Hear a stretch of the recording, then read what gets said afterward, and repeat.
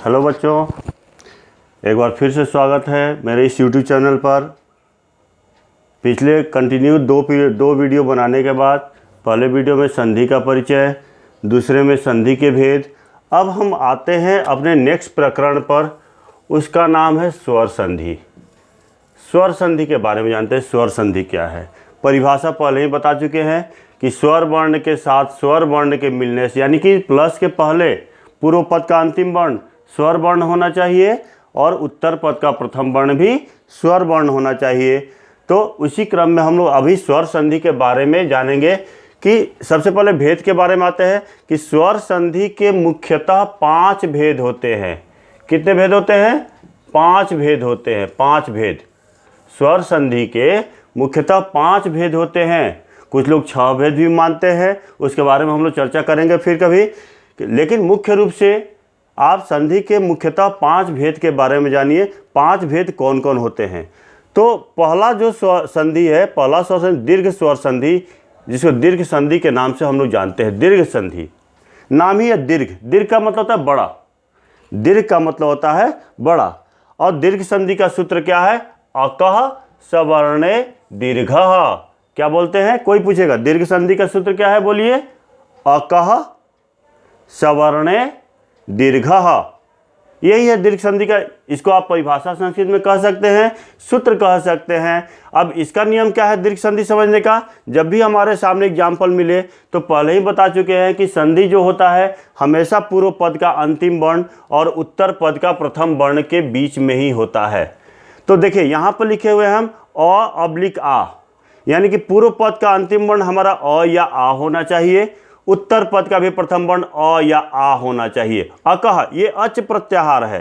अकः ये अक है। और सवर्णे मतलब उसी प्रत्याहार का दूसरा भाग, यानी कि अ या आ के साथ अ या आ होना चाहिए। समान स्वर वर्ण होना चाहिए। ह्रस्व ई या दीर्घ ई के साथ ह्रस्व या दीर्घ ई होना चाहिए, ये भी समान होना चाहिए। ह्रस्व दीर्घ के साथ ह्रस्व या दीर्घ ये भी समान होना चाहिए। ह्रस्वरी या दीर्घरी के साथ ह्रस्वरी या दीर्घरी ये भी समान होना चाहिए। जब दोनों तरफ हमारा समान स्वर वर्ण आता है तब हमारा विकार उत्पन्न होता है। लिखा हुआ है दीर्घः। दीर्घ मतलब बड़ा। इन दोनों में से जो बड़ा है वही अपना लिख दीजिए। तो कौन सा बड़ा है? अ या आ में बड़ा कौन है? तो आ। उसके बाद ह्रस्व ई दीर्घ ई में बड़ा कौन है? तो दीर्घ ई। ह्रस्व उ दीर्घ उ में बड़ा कौन है? तो दीर्घ उ। ह्रस्वरी दीर्घ री में बड़ा कौन है? तो दीर्घ री। यानी कि इन अ के साथ अ जोड़ेंगे या अ के साथ आ जोड़ेंगे, आ के साथ अ जोड़ते हैं या आ के साथ आ जोड़ते हैं, चारों को एक साथ नहीं जोड़ेंगे। इधर से कोई एक, इधर से कोई एक, उसी के साथ संधि होगा तो हमारा विकार उत्पन्न होता है क्रमशः आ, दीर्घ ई, दीर्घ उ और दीर्घ री। अब जैसे इसको समझाने के लिए हम आपको नीचे कुछ उदाहरण लिखे हुए हैं। जैसे ये एक उदाहरण लिखो, तथा प्लस अस्तु।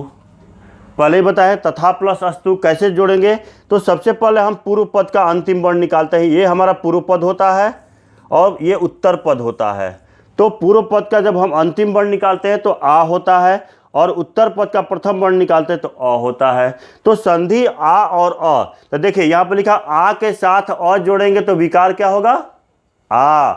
तो वही आ के साथ अ जोड़े तो यहाँ हम विकार उत्पन्न करा दिए आ। इन दोनों के बदले में हो गया आ। अब इधर वाला जो बच गया है उसको हम इधर लिख देते हैं इसके पैरेलल में, और इधर जो बच गया है इसको इसके पैरेलल में लिख देते हैं। तो यहाँ अब इसको जोड़ते हैं तो त थ में आ जोड़ते हैं। क्योंकि स्वर हमेशा अपने पहले वाले व्यंजन में जुड़ता है, इसलिए आ अपने पहले वाले व्यंजन में जुड़ जाएगा। तो था हो गया स्तु ज्यों का त्यों। तो तथा प्लस अस्तु जब जोड़ते हैं तो हमारा तथास्तु होता है। तो संधि जोड़ने के ये 4 स्टेप होते हैं। पहला स्टेप की हमारा प्रश्न रहता है। दूसरा स्टेप, ध्यान दीजिएगा, दूसरा स्टेप हम इसमें से वर्ण को बाहर निकालते हैं, यानी कि पूर्व पद का अंतिम वर्ण, उत्तर पद का प्रथम वर्ण, इसको बाहर निकालेंगे। तीसरे स्टेप में हम विकार उत्पन्न कराएंगे। ये हमारा थर्ड स्टेप हुआ। विकार उत्पन्न कराएंगे और जो बाकी अक्षर वर्ण बच गए हैं उनको पहले वाले को पहले लिखेंगे, बाद वाले को बाद में इसके पैरेलल में लिख देंगे। और चौथा और फाइनल स्टेज जो होता है वह हमारा ये आंसर होता है। तो ये हर संधि को आप ऐसे प्रूफ करके बना सकते हैं। तो ये हो गया अ आ का। उसी प्रकार हम ई का उदाहरण जो लिखे हैं यहाँ देखिए, नदी प्लस ईसह। नदी, नदी में से फिर वही प्रकरण है, बड़ी को बाहर निकाल दिए दीर्घ को, इसका उत्तर पद का जो प्रथम वर्ण है दीर्घ ई, इसको भी बाहर निकाले तो दीर्घ ई के साथ दीर्घ ई जोड़ते हैं तो विकार भी उत्पन्न होता है दीर्घ ई। तो यहाँ विकार हमारा उत्पन्न हो गया दीर्घ ई। फिर वैसे ही बाकी जो बच गया है उसको नीचे उतार देते हैं, इसके लेवल में, इसके पैरेलल में उतारते हैं। यहाँ बच गया सह, तो यहाँ उतार दिए। अब सबको आपस में वर्ण संयोग कर देते हैं। न द में बड़ी ई जोड़ते दी, और ये हमारा सह हो गया। तो नदी प्लस ई सह का आंसर आ गया हमारा नदी सह। फिर हम यहाँ पर ऊ का दिखाते हैं, ये ई का हो गया। और भी उदाहरण बना सकते हैं। ऊ का हो गया तो देखिए ऊ का एग्जाम्पल हम यहाँ पर लिखे हुए हैं, सु प्लस उक्ति ही। देखिए पूर्व पद एक ही पद है, पूर्व पद का अंतिम वर्ण क्या है, ऊ, हरसु है। उत्तर पद का प्रथम वर्ण वो भी हरसु है। तो नियम के अनुसार हरस ऊ प्लस हरस ऊ बराबर विकार उत्पन्न होगा दीर्घ ऊ। तो ये हमारा विकार उत्पन्न हो गया सिर्फ। फिर ये दोनों काम खत्म हो गया, विकार उत्पन्न हो गया। फिर इसमें चूंकि स में से ऊ को बाहर निकाले हैं तो ये स हमारा हल हो गया। उक्ति में से ऊ को बाहर निकाल तक ति बच गया है। अब आपस में इसको वर्ण संयोजन कर देंगे तो बन जाता है हमारा सुक्ति ही। क्या बनता है, सुक्ति ही। फिर ये री का एग्जाम्पल दिखाते हैं। तो देखिए यहाँ लिखा हुआ है मातृ प्लस ऋणम। मातृ पूर्व पद का अंतिम वर्ण हमारा री, उत्तर पद का प्रथम वर्ण री। तो री के साथ री जब जोड़ते हैं तो विकार उत्पन्न होता है हमारा दीर्घ री। तो यहाँ पर ये हमारा विकार उत्पन्न हो गया, दीर्घ री हो गया। अब यहाँ जो बच गया है मात, चूंकि री को हम ऑलरेडी बाहर निकाल चुके हैं। और यहाँ नम, नम इसलिए लिखे हैं चूंकि अणत्व विधान में ये री आया हो, इसके चलते ये बड़ी न हो गया। लेकिन ये नम एक पद है इसलिए यहाँ पर तवर्गी न का हम प्रयोग किए हैं।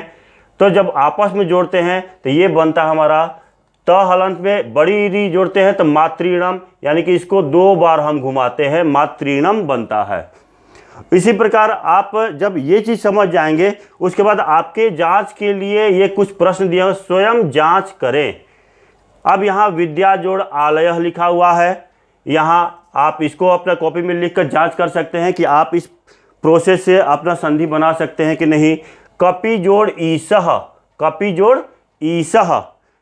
बद्ध जोड़ अंजलि, तीसरा एग्जाम्पल दिए हैं बद्ध जोड़ अंजलि। चौथा एग्जाम्पल दिए हैं साधु जोड़ उवाच, साधु जोड़ उवाच। पांचवा एग्जाम्पल दिए हैं पितृ जोड़ ऋणम, पितृ जोड़ ऋणम। छठा एग्जाम्पल दिए हैं राम जोड़ अयनम, राम जोड़ अयनम। सातवां एग्जाम्पल दिए हैं श्री जोड़ ईसह, श्री जोड़ ईसह। और अंतिम आठवां एग्जाम्पल आपको उदाहरण दिए हैं अति जोड़ ईव, अति जोड़ ईव। तो ये 8 उदाहरण आप बनाकर स्वयं जांच कर सकते हैं कि आप दीर्घ संधि के कॉन्सेप्ट को समझे या नहीं समझे। एक बार फिर से देखते हैं कि अ या आ के बाद समान स्वर वर्ण रहे तो आ विकार उत्पन्न होता है। हरस्व या दीर्घ ई के साथ हरस्व या दीर्घ ई आता है तो दीर्घ ई होता है। हरस्व उ या दीर्घ उ के साथ हरस्व या दीर्घ उ होता है तो दीर्घ उ विकार होता है। हरस्व री या दीर्घ री के साथ हरस्व री या दीर्घ री आता है तो वह दीर्घ री विकार उत्पन्न होता है। बस ये चीज़ माइंड में रखिएगा कि संधि हमेशा पूर्व पद का अंतिम वर्ण, ये हमारा पूर्व पद का अंतिम वर्ण है, ये हमारा उत्तर पद का प्रथम वर्ण है।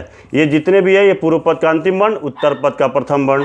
ये पूर्व पद का अंतिम वर्ण, उत्तर पद का प्रथम वर्ण, दोनों में से कोई एक एक ही होगा। और आप उदाहरण बहुत सारा देखेंगे, पुस्तक भी देखेंगे तो आपको बहुत सारे एग्जाम्पल दिखाई पड़ेंगे। ये पूर्व पद का अंतिम वर्ण, ये उत्तर पद का प्रथम वर्ण। तो इस तरह से ये दीर्घ संधि हमारा संपूर्ण होता है। और उम्मीद करते हैं कि आपको ये वीडियो ज़रूर पसंद आया होगा और इस वीडियो के माध्यम से आप दीर्घ संधि अच्छी तरह से समझ में आ गया होगा, ये मुझे विश्वास है। तो छात्रों फिर नेक्स्ट अगले वीडियो में हम स्वर संधि का जो दूसरा भेद है गुण संधि, उसकी चर्चा करेंगे। तब तक के लिए आप घर पर रहिए, सुरक्षित रहिए और मास्क का प्रयोग जरूर कीजिए। मेरे जैसा नहीं, क्योंकि मुझे बोलने के लिए माइक का प्रयोग है इसलिए मास्क को नीचे करना पड़ रहा है। आप हमेशा मास्क लगाकर घर में ही रहिए, घर में रहिए, कोविड नियम का पालन कीजिए, सुरक्षित रहिए, खुश रहिए।